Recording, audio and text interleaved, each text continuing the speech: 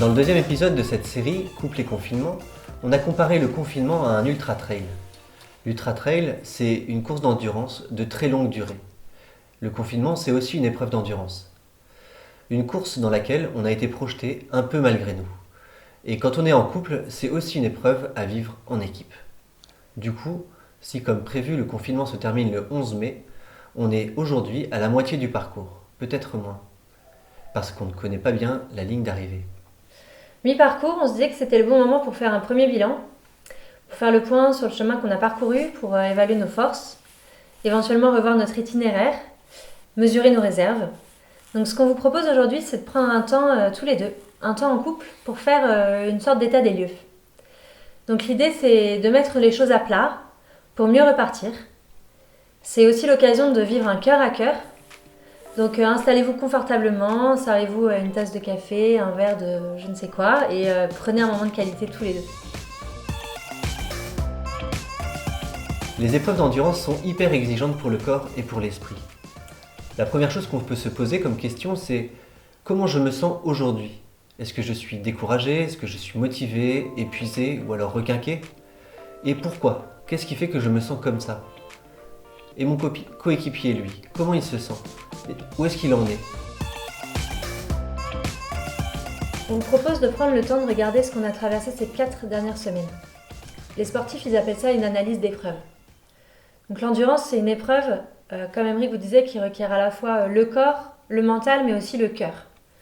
Donc on peut commencer par identifier nos points difficiles, nos signes de fatigue. C'est un peu comme une alarme, les signes de fatigue. Donc pendant ces 4 semaines, quels ont été mes plus gros obstacles pour avancer ? Quels ont été mes coups durs ? Quelle a été l'étape la plus difficile ? Qu'est-ce qui m'épuise ? Qu'est-ce qui bouffe mon énergie ? Est-ce que j'ai des mauvaises surprises ? Est-ce que j'ai des sorties de route ? On peut aussi faire la liste des points positifs. Quelles ont été nos joies ? Est-ce qu'on a eu des succès ? Y a-t-il une chose dont je suis particulièrement fière ? Est-ce qu'on a eu des bonnes surprises, inattendues ? Voilà, c'est l'occasion de faire le bilan pour soi-même et puis d'écouter aussi le bilan de son conjoint. Reprendre des forces, c'est hyper important. On en a besoin pour durer et pour récupérer. On vous propose de faire un point sur nos besoins, sur nos ressources. Qu'est-ce qui nous donne de l'élan ? Qu'est-ce qui est notre carburant ? Comment est-ce qu'on gère notre énergie ? Est-ce qu'on s'accorde des pauses ? Est-ce qu'on a des moments en solo pour lire, pour réfléchir, pour prier, pour écouter de la musique ? En endurance, la règle courante, c'est de fractionner les apports. C'est-à-dire qu'on prend peu, mais souvent. Alors du coup, de quoi avons-nous besoin pour avancer ? Est-ce qu'on a encore dans notre bagage des forces pour durer ? Qu'est-ce qui nous donne des forces d'ailleurs ? À l'un et à l'autre ? Ou à nous deux ? Ça peut être des choses assez différentes selon notre personnalité. Pour mon conjoint, ça peut être de la tendresse. Pour moi, ça peut être du temps de qualité, des câlins, des sourires, rire ensemble, avoir un compliment. Enfin voilà, à vous d'y répondre. Où en est notre équipe ? Notre vie de couple est-elle satisfaisante ? Est-ce qu'on a une bonne cohésion ? Est-ce qu'on a une entente ou alors notre entente est-elle difficile ? Est-ce qu'on a trouvé un rythme commun ? Ou au contraire, est-ce qu'on se sent en décalage ? Comment est-ce qu'on se soutient ? Déjà, est-ce qu'on se soutient tous les deux ? Est-ce qu'on arrive à s'encourager ? Quelles sont nos règles ou les repères qu'on a pu mettre en commun qui nous aident à fonctionner ensemble ? Comment sont réparties nos responsabilités, les tâches dans la maison, dans notre travail, avec les enfants, dans notre couple ? Est-ce que chacun de nous est en accord avec ce qui lui a été attribué ? Il y a aussi notre communication. Est-ce que notre relation est fluide ou est-elle tendue ? Est-ce que notre amour est un soutien pour vivre ce confinement ? Et sinon, comment peut-il le devenir ? L'équipe, c'est un peu le facteur clé pour traverser une épreuve. On se dit, c'est soit c'est gagnant, soit c'est un peu le boulet, quoi. Donc ça vaut vraiment le coup de répondre à toutes ces questions, ensemble. Le but, c'est pas de s'opposer, c'est pas de rentrer dans le conflit, de savoir qui a tort ou raison. En fait, il faut peut-être plutôt prendre ce bilan comme une occasion de mieux se connaître. Parce que c'est un moment inédit qu'on vit, donc on découvre plein de choses qu'on ne connaissait pas en nous-mêmes et en l'autre. Donc prenons comme un défi de mieux se connaître pour avancer ensemble. Parce qu'en fait, il faut encore qu'on dure, pas seulement dans le confinement, parce que le confinement aura une fin, mais il va falloir qu'on dure dans la relation. Et ça, ce n'est pas jusqu'au 11 mai. De quoi avons-nous besoin pour poursuivre la route ?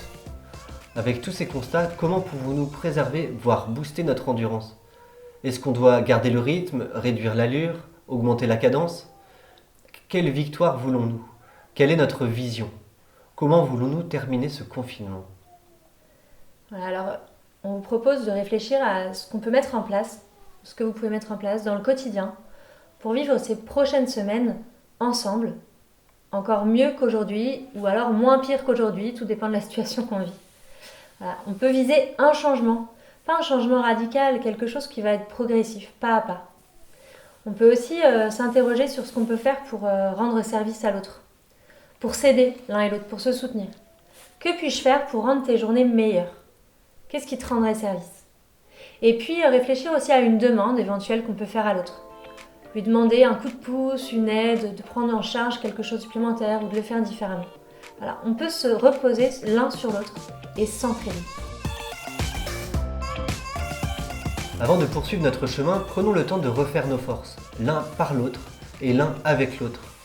Il y a une chanson française qui circule beaucoup sur les réseaux depuis le début du confinement, c'est la tendresse.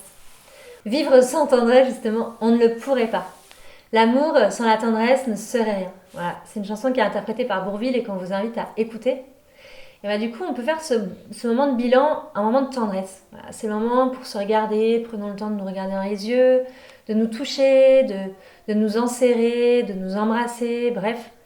Vivons cette tendresse aussi et prenons ce temps-là, parce que parfois dans le confinement, on est un peu pris par le stress, par l'angoisse, par toutes les choses qu'on a à faire, ou au contraire par l'ennui. Et il est vite fait d'oublier ces gestes de tendresse qui quand même nous nourrissent l'un et l'autre. Alors pour reprendre des forces, on vous propose 2 petits exercices.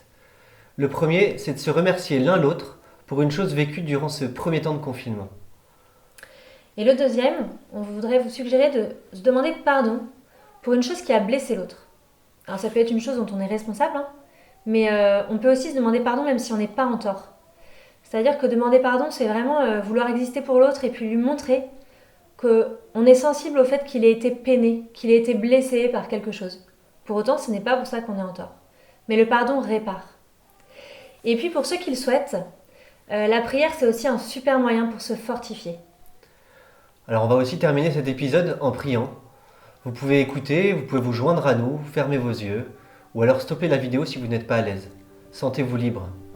Vous pouvez allumer une bougie, vous pouvez poursuivre ce temps tous les deux. Jésus, nous te remercions l'un pour l'autre, pour ce que nous sommes, avec nos forces et avec nos fragilités. Nous te remercions pour l'équipe que nous formons tous les deux et pour ce temps vécu ensemble ces 4 dernières semaines. Nous remettons entre tes mains tout ce qui a été difficile, nos fatigues, nos différends, nos blessures, nos conflits. Puis nous te remettons aussi toutes nos joies, les petites surprises, les belles choses rencontrées sur notre chemin. Nous te confions notre couple, nos espoirs, nos désirs. Que ton amour nous soutienne et nous garde unis l'un à l'autre. Amen. Amen.